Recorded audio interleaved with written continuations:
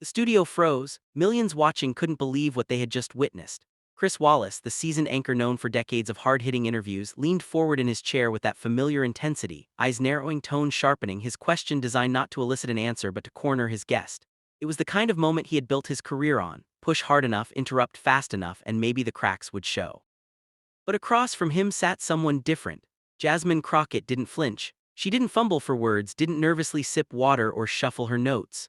She sat tall, hands steady, gaze locked on Wallace with the quiet confidence of someone who had been underestimated before and had learned exactly how to turn that underestimation into strength. The cameras caught every detail: Wallace's insistent gestures, the slight edge in his voice, the silence stretching after the question, and Crockett's measured breath before she spoke. At home, viewers leaned closer to their screens. Social media lit up in real time. What's she going to say? Did Wallace go too far? Clips were already being recorded, tweets already being drafted, because this wasn't just another interview, it felt like a test, a showdown that symbolized something much larger than two people sitting under studio lights. Wallace pressed again, trying to cut the silence, but silence was Crockett's ally. The longer she held it, the more the tension built. This was a clash of archetypes: the veteran interrogator who thrived on pressure and the rising congresswoman who had built her career on grace under fire. To some, it looked like an ambush. To others, it looked like destiny, an old guard testing whether the new guard could hold their ground. And then, with just the faintest shift of posture, Crockett opened her mouth. What would follow wasn't loud, it wasn't theatrical. It wasn't the kind of answer that tries to win with volume. It was calm, sharp, and devastatingly precise, the kind of answer that makes the audience hold their breath, that flips power in a room without raising a voice. But nobody expected her calm, razor-sharp response would flip the entire narrative on its head. Chris Wallace's reputation didn't come out of thin air. For years, he had been the anchor who could slice through talking points, the man even veteran politicians feared sitting across from. He prided himself on asking the questions no one else dared to ask, on holding feet to the fire until guests sweated under the lights. To many, Wallace was the gold standard of broadcast toughness, a journalistic heavyweight whose credibility was forged in decades of clashes with presidents, governors, and senators.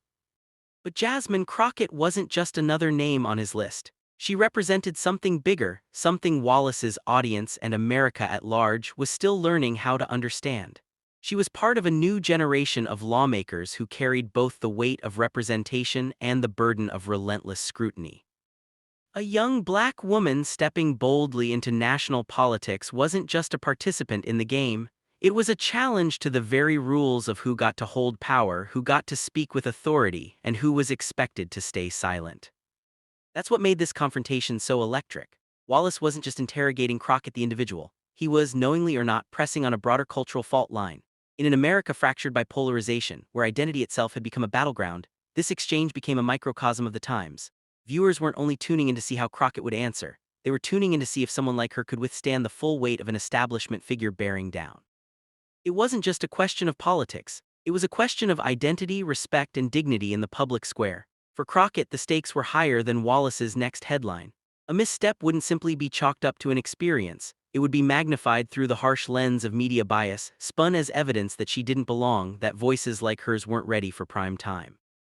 And the viewers felt it. On social media, anticipation turned into anxiety. Will she fold? Will she fire back? Even those who weren't politically aligned with her felt the magnetism of the moment, because here was a chance to watch history bend in real time. As one user typed furiously into the comment thread, "If you missed this moment, you missed history being made live on air." The studio's silence mirrored the national mood. Every second ticked by like a drumbeat. Wallace leaned harder, deploying the sharp tone that had undone so many guests before. But Crockett's composure only grew more striking. It was as if the pressure rolled off her shoulders, as if she had been preparing for this test her entire life, and maybe in some ways she had. Because for every courtroom battle she had fought, for every microphone she had stepped behind as an advocate, for every time she had been underestimated or dismissed, Crockett had been rehearsing for moments like this one. The ones that define not just a career but a cultural shift. The ones where millions lean forward, where silence speaks louder than questions, and where dignity can topple even the most aggressive challenge. And just when it seemed she might stumble, Crockett did the unthinkable. To understand the weight of what unfolded in that studio, you have to understand Chris Wallace himself. For decades, Wallace built his reputation as one of the sharpest interviewers in American television. He was a household name, a figure whose style combined the sternness of a prosecutor with the persistence of a detective. When Wallace was on the other side of the table, you knew you weren't in for a polite conversation, you were stepping into a verbal crossfire.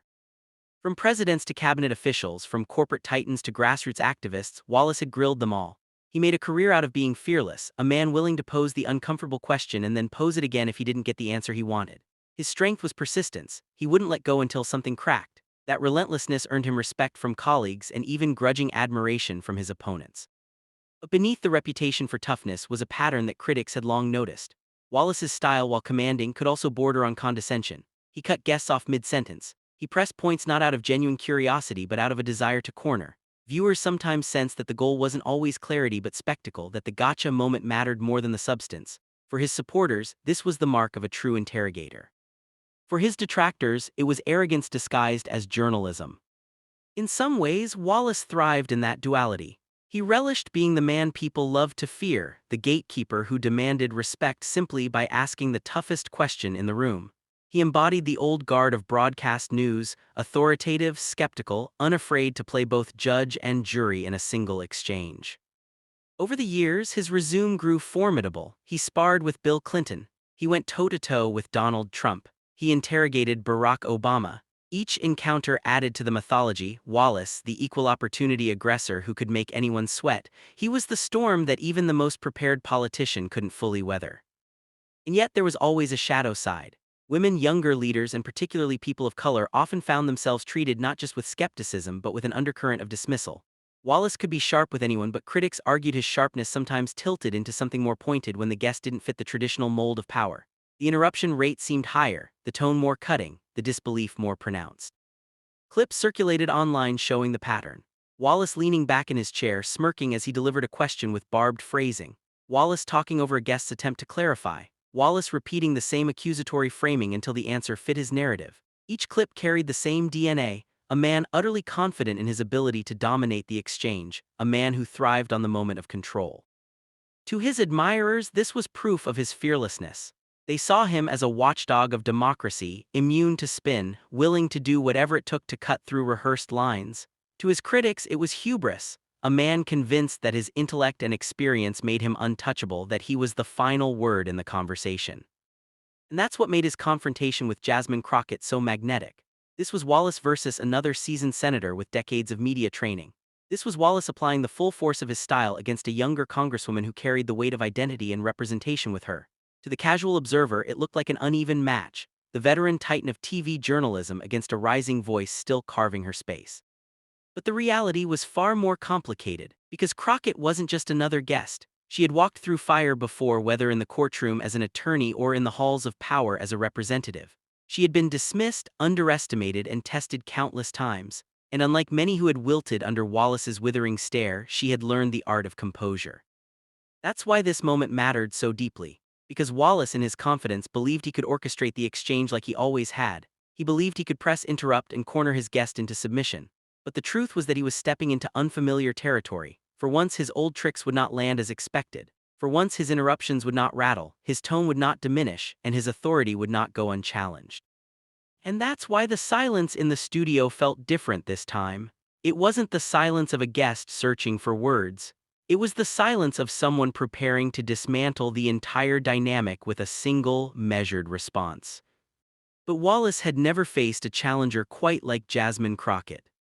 Before the lights of the studio, before the microphone captured her voice, before millions of Americans saw her calm composure go viral, Jasmine Crockett's story began in a very different place.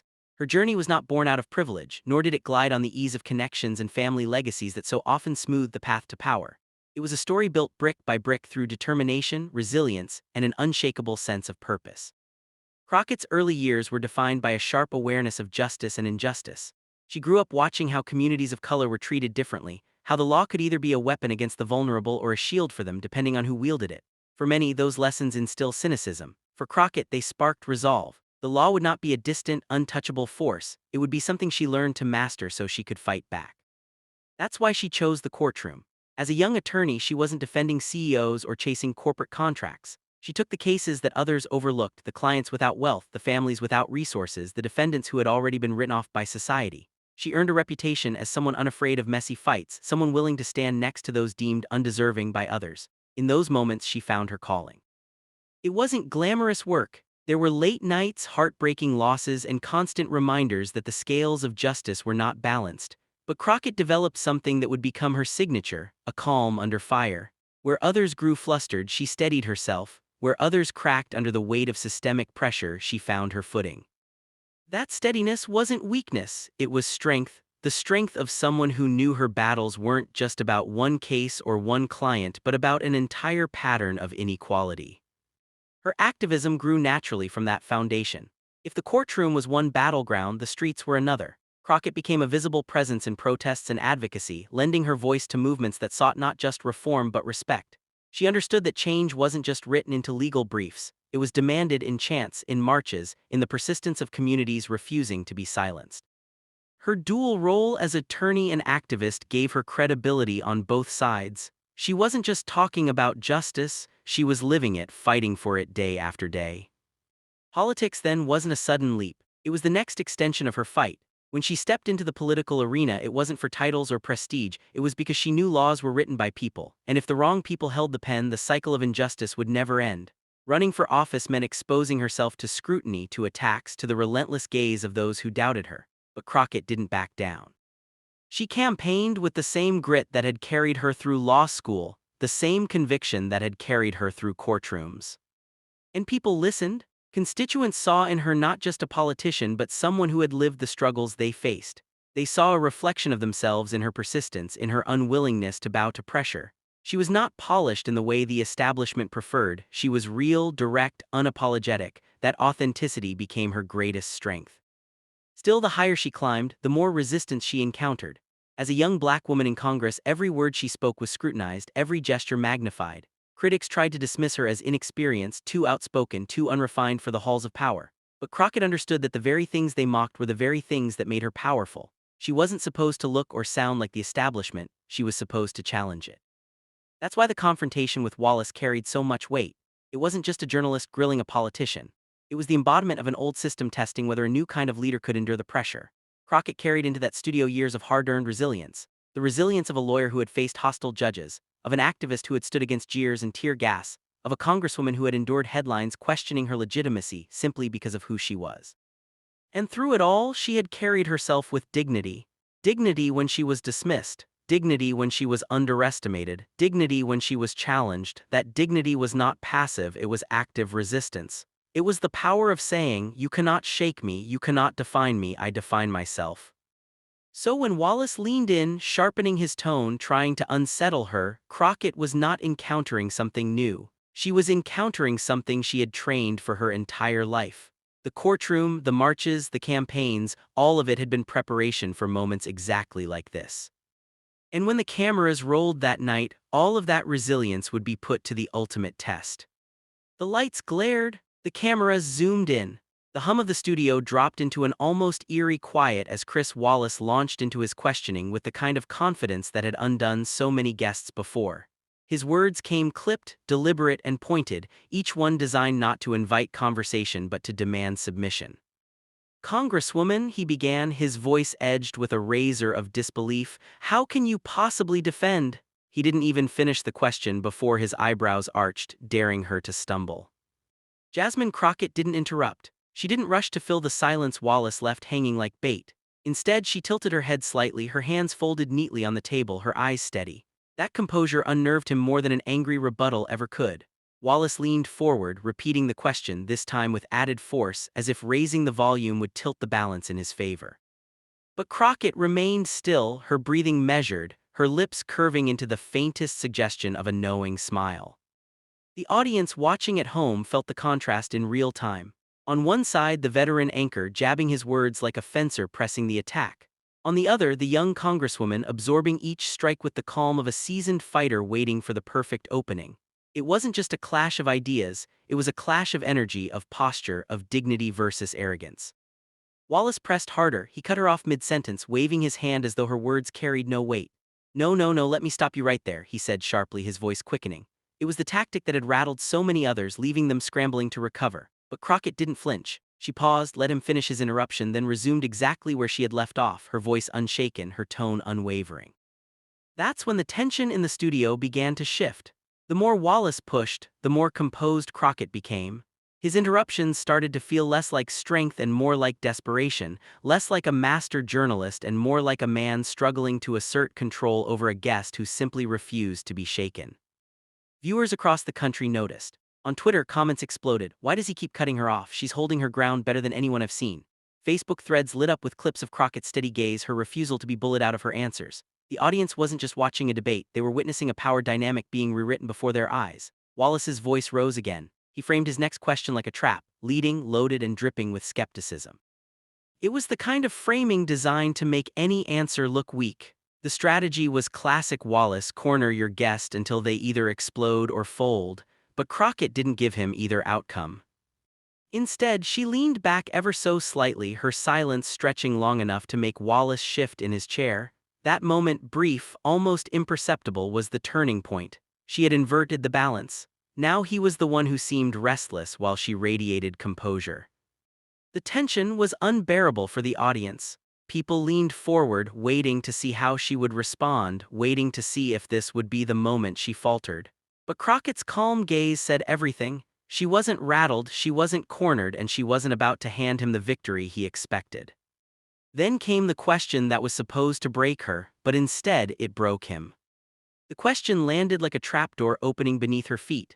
Wallace had tightened the frame, narrowed the path, and delivered it with the kind of edge that had left so many before her fumbling. His voice cut through the studio, sharp, accusatory, final. The silence that followed was heavy, the kind of silence that told the audience this was the moment. Either she would stumble or she would rise.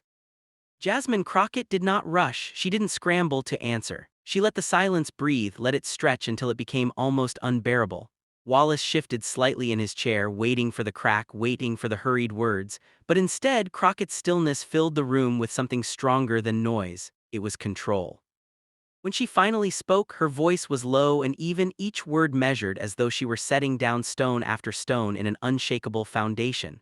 She didn't match Wallace's aggression. She didn't mirror his tone. She did something far more devastating. She answered with calm precision, stripping the venom from his question and laying it bare for what it was. "Chris," she said, pausing just long enough to make the use of his first name feel deliberate, "you're asking me if I belong here. You're asking if my voice carries the same weight as those who came before me. And I'll tell you this, I belong here because the people I represent belong here. I belong here because their struggles, their stories, their futures deserve a seat at this table, whether it makes you uncomfortable or not." The studio froze. Wallace blinked, his lips parting as if to interrupt, but Crockett pressed on, calm, steady, unstoppable. "You can frame your question however you want. You can raise your voice, you can cut me off, you can try to box me in, but you can't erase the truth. The truth is, I've fought in courtrooms where nobody thought I could win. I've stood in the streets when nobody thought we'd be heard, and I'm sitting here tonight because I didn't give in to intimidation then, and I won't give in to it now." Silence again. Wallace's jaw tightened. He glanced at his notes, searching for the next line of attack, but the rhythm of the room had shifted. The power was no longer in his hands, it was in hers. Crockett leaned in slightly, her voice softening as though speaking not just to Wallace but to every viewer watching at home. "People like me are told every day that we're not enough, that we're too young, too black, too female, too unapologetic to stand in places like this. But the truth is, every barrier I've faced is the reason I can sit here calmly while you try to rattle me. I don't scare easy, Chris, and I certainly don't scare tonight." The final word hung in the air like a thunderclap. The reaction was instant, though silent at first. Producers in the control room exchanged wide-eyed glances. Technicians froze at their stations. The live audience, accustomed to Wallace dominating every encounter, sat in stunned silence. And Wallace himself, the man who prided himself on control, shifted back in his chair, his confidence faltering for just a fraction of a second. That fraction was everything. Because for the millions watching at home, that moment was unmistakable. The giant had been shaken, the unshakable had cracked. And then the dam broke, not in the studio but online. Seconds after her words landed, Twitter exploded. One clip was posted with the caption, "This is how you handle arrogance with dignity." Another read, "Jasmine Crockett just ended Chris Wallace in under 2 minutes." Hashtags began to trend, "Calm Power, She Belongs, Crockett Mic Drop." On TikTok, edits began appearing within minutes, dramatic music layered under Crockett's words, freeze frames capturing her unflinching gaze. On Instagram, influencers reposted the moment with captions like, "This is what composure looks like under fire." By the end of the night, the clip was everywhere, looping on feeds, dissected in threads, celebrated in group chats. Meanwhile, in the studio, Wallace attempted to recover. He cleared his throat, tried to pivot, tried to regain control with another sharp question, but the audience could feel it. He was no longer the conductor of this exchange. He was reacting, scrambling, his rhythm broken. Every attempt to regain dominance only highlighted how much he had lost it. Crockett, in contrast, grew stronger with each passing second. She didn't gloat, she didn't raise her voice. She simply returned to her calm, steady cadence, answering questions with the same poise that had delivered the blow. The more Wallace tried to needle her, the more the contrast deepened. His interruptions now seemed desperate while her composure looked regal.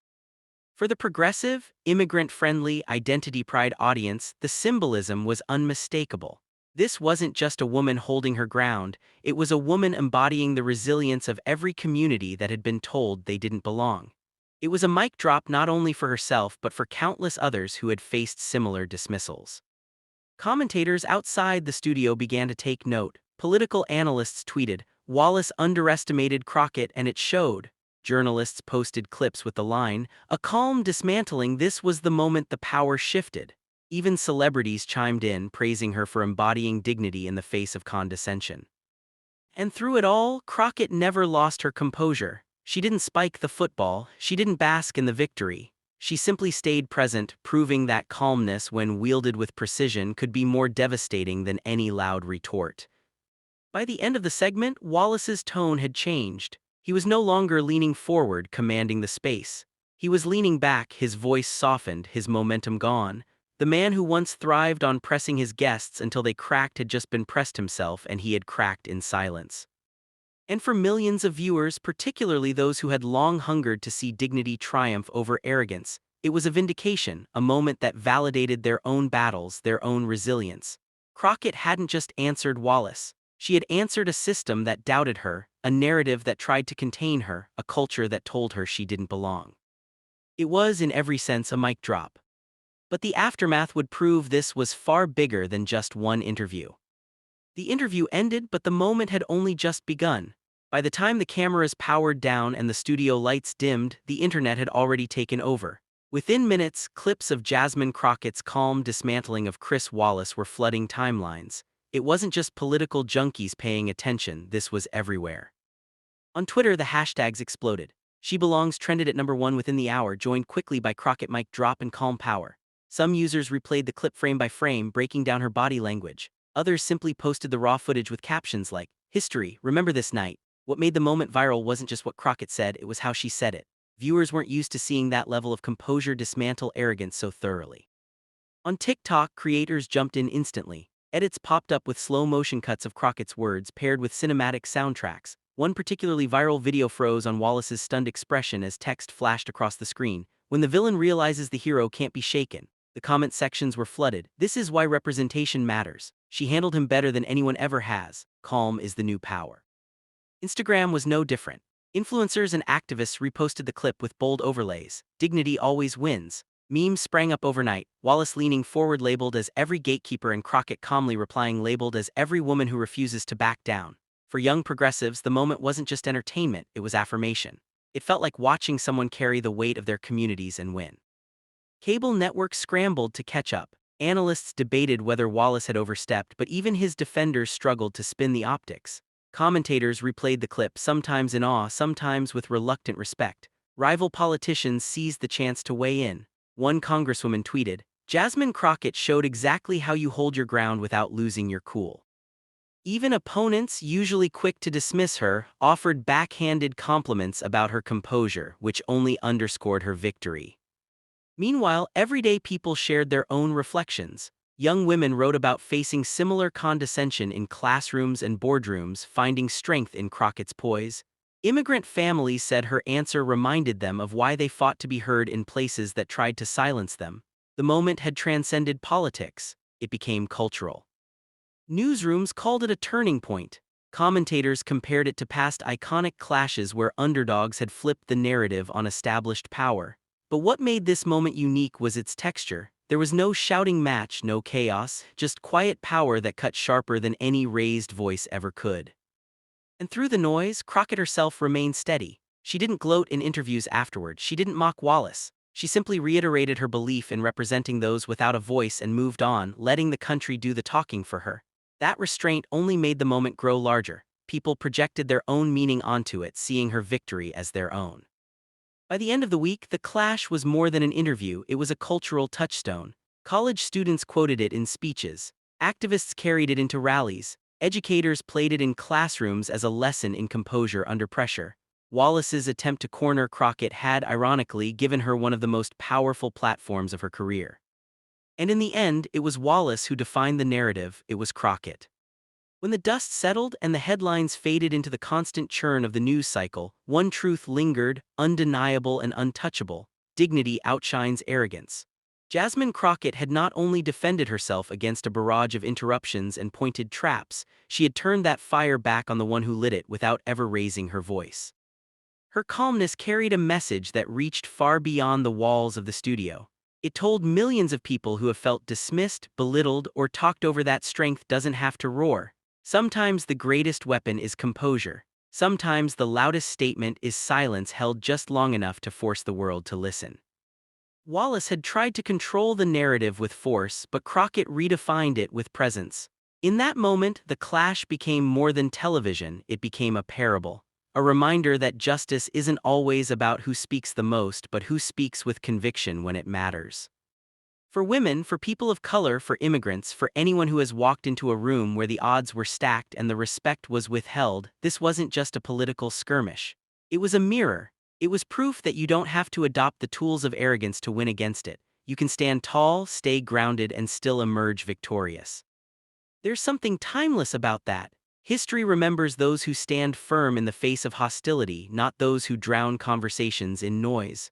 Crockett's performance reminded America of that timeless truth that real power doesn't panic, doesn't flinch, and doesn't crumble when pressed. Real power holds steady. And as viewers reflected, many saw more than a single exchange. They saw a roadmap. They saw what it means to face down intimidation without losing yourself, to claim your space without begging for it, to answer hostility with truth so steady it cannot be shaken. The lesson was simple yet profound: dignity is not weakness. Calm is not surrender. Respect is not naivete. These are the very qualities that transform confrontation into victory. Crockett's answer wasn't just a defense, it was an affirmation of what justice and resilience can look like in a world too often dominated by noise and spectacle. And that's why this wasn't just a debate moment, it was a reminder to America.